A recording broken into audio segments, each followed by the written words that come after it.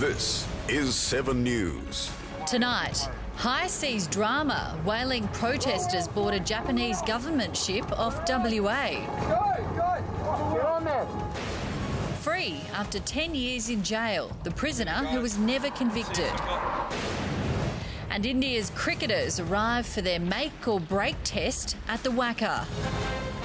From the studios of 7 Perth, Emmy Kubainski. Good evening. 3 anti-whaling activists have boarded a Japanese ship off WA's coast. The men, all West Australians, are being held on the vessel as it sails south to protect the Japanese whaling fleet in the Southern Ocean. Still to come on 7 News, why our credit card repayments are too high. And a 3-train crash explodes into flames, hundreds evacuated. Police were forced to flee from their homes in the US state of Indiana when 3 freight trains crashed into each other and exploded into flames. Dozens of the wagons were derailed and some were torn open. 2 people were taken to hospital as emergency services evacuated 150 homes. It is quite a mess, but we're really lucky that nothing worse happened. The crash is being investigated. Today marks a century since Australian explorer Douglas Mawson and his team first stepped foot on Antarctica. On January 8, 1912, the expedition came ashore from the steam yacht Aurora at Cape Denison in Commonwealth Bay. Mawson has since been praised for his groundbreaking scientific and mapping work. A commemorative team is planning to raise the Australian flag near Mawson's wooden huts and bury a time capsule.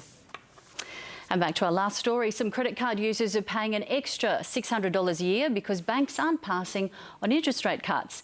Many of us are now paying 3% more than the Reserve Bank recommended.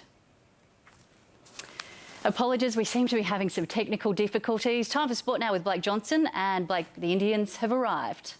Yes, Em, their cricket team flew in today, but they didn't have much to say.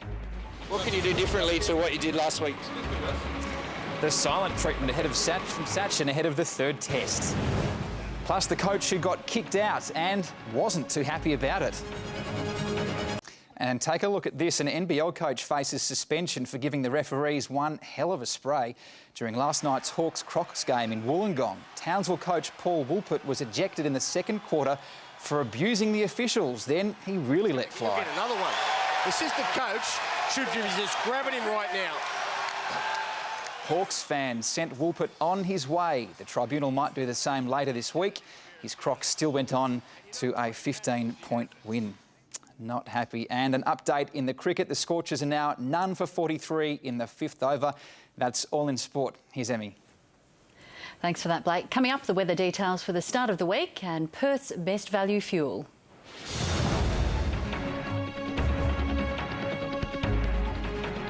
Winds south-southeasterly at 18 to 23 knots, then increasing early in the morning, and shifting south-southwesterly around noon before increasing during the afternoon.